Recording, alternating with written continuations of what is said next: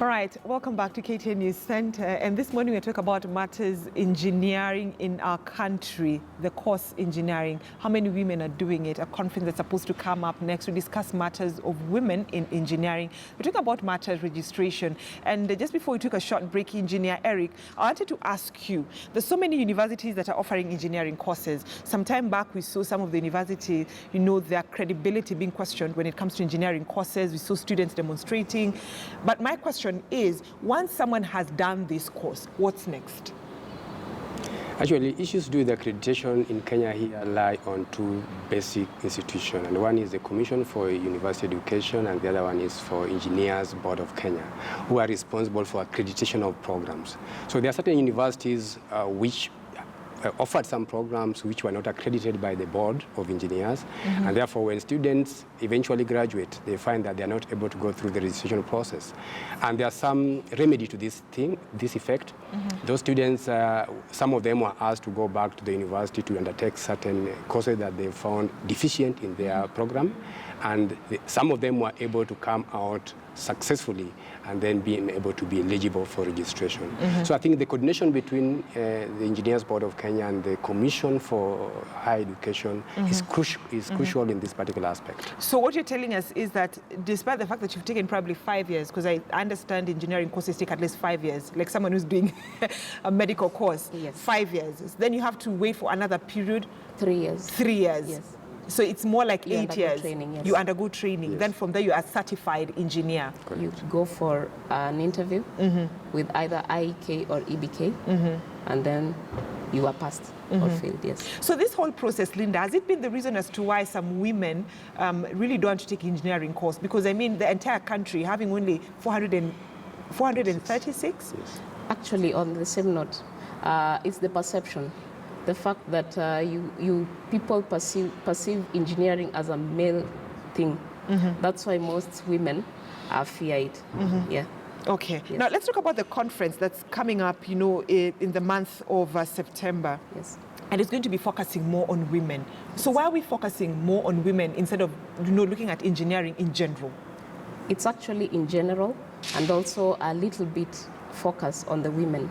We need to increase the numbers. We need more women in the STEM-related careers, that is.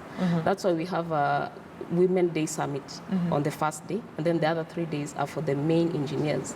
Yes. Okay. Yes. So why focus on women? The focus on women, because we need to increase the numbers. 7% Just is apart too from the little. reason as to I'm asking, just apart from increasing the numbers, because you Yes. might increase the number of women engineers in Yes. the country, then what's next? Because clearly, if the numbers itself, if the male engineers are few, it means there are other places, that there are other untapped places like the women engineers. We need to encourage them to join us so that we can maybe have 50-50, maybe representation, and also it's part of the government agenda also. Yes. All right. Yeah. And We are not even 30% yet. we are not even 30%. Yes. We're that's 7%. 7%, yes. 436. Yes. 436 Yes. women engineers in the country. Yes. Which begs the question, Engineer Ohanga. We're talking about a conference bringing together all engineers, talking about women engineers in the country. How successful will this be in terms of achieving what Linda is talking about, women interest? I think we have various thematic areas in this particular conference. And the first day, as she has rightly put it, is on the Women's Summit. And seriously, we require to emphasize on the lady engineers in this country. I can tell you, even as a profession, we are required by the Constitution that we observe that gender rule, or the two-third rule, even in appointments of engineers into certain boards. I can tell you at times we fail to meet this requirement because of lack of these particular engineers. And therefore the focus on women is very crucial, and that is why it's been given a whole day to be able to encourage them to take up the position and take up the responsibility, so that whenever they are called upon, we seriously can compete for the same position. So where do we have a shortage? Is it in civil engineering, mechanical, electrical, or agriculture? When you look at the figures as we have them from the Institution of Engineers of Kenya, civil is the highest But they, out of the 4,000 members of IEK, almost 50% are civil engineers.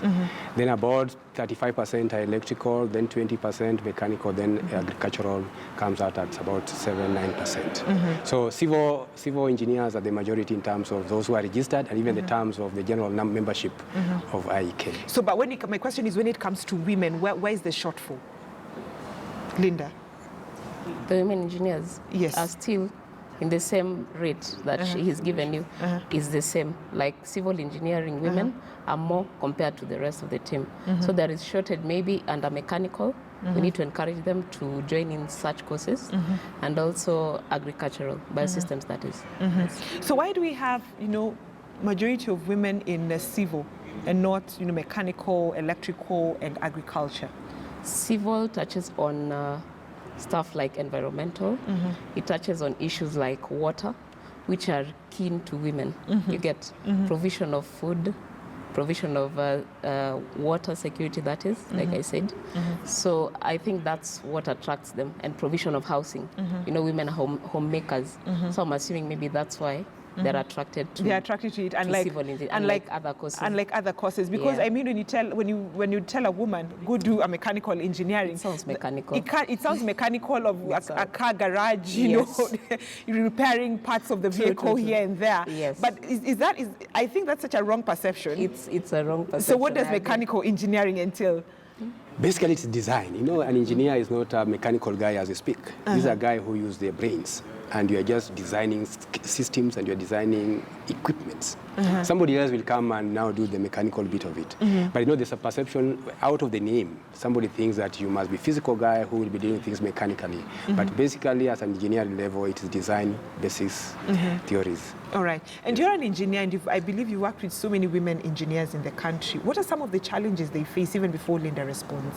Apart from the stereotypes of you can't do this, or it's only your male counterpart who's supposed to do this. I've worked with several engineers, but I think I don't see any challenge at the workplace.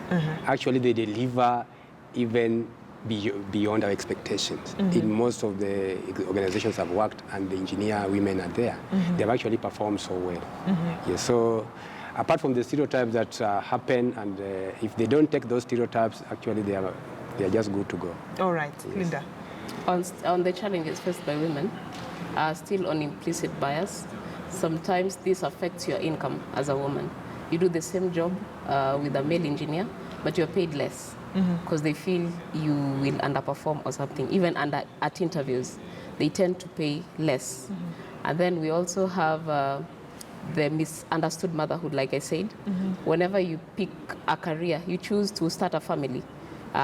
Your bosses or the male directors might misconstrue it as you're losing focus on your career, that is. And they may even choose to promote some other guy in your position while you take 3 months leave. Yeah, but I'd like to know, it's quite interesting you're saying that when it comes to payment, that women engineers are paid less. Is it that the male counterparts are paid slightly more? Slightly more. So is it that they pay you based on the fact that you're a woman? It actually affects. It actually affects. Yes, How true is that? I don't know, maybe that could be a special case. In the private sector. Maybe the private sector, but in the most public sectors where we work, an engineer is an engineer. An entry level is the same. And in fact, if you compare with any other courses, the engineer normally enter at one grade higher than the other courses. So whether you are a female engineer or a male engineer, the pay is the same because you are doing the same job as an engineer. Okay. Yes. And you sit in the let me say panel or panel that handles registration of engineers. Yes. But it would be so interesting to know whether the same engineering institute that registers engineers has a tribunal where women can take their grievances, or engineers can take their grievances, some sort of challenge, the challenges they face, or maybe lack of payment because they might have done some job and they're not paid at the end of the day. Yes. We do have at Institution of Engineers of Kenya, we have a committee in charge of arbitration, ADR, where issues do with engineering, where people have some misunderstanding, are normally channeled, and they're able to come with amicable solutions to such kind of cases. Yes. And Linda, how effective has this been? And especially talking from let's talk about and talk about it from a perspective of you're a woman and you've gone to the tribunal to actually raise a concern. How effective has that been? So far, no woman has come forth. Yes. But if they were to come, I'm sure the institution will work on it. Yes. All right. Our final words as we bring this conversation to an end. Your final word to the women out there, your final word to engineers outside there. Let me start with you, Linda. Okay, I'm inviting all the women engineers to come to the Women's Conference in Diani. We'll network with the senior engineers and also all the students that will be watching. We'd encourage all of you, especially the high school students, to join in and increase the number of women engineers in the country. And it's good you've talked about, senior engineers. So for one to be a senior engineer, is it that you should have worked for so many years? By senior, I mean professional engineers, the registered, the one with a minimum of 8 years experience. Yes. So 8 years experience, you're registered to become a senior engineer. Yes. Less years of experience, registered, not senior engineer. Yes. All right. Yeah. Yes, Matters Conference, I also want to emphasize the fact that we are having so many graduate engineers coming into the conference, and we really want to network with them, and we want to mentor them in the conference, and we are looking forward to meeting with them actually at Diani. Thank you so much. All right, thank you so much. Eric Ohanga, seated on my immediate left, who is the Kenya Power GM, and also Linda Radilo, the CEO of Institute of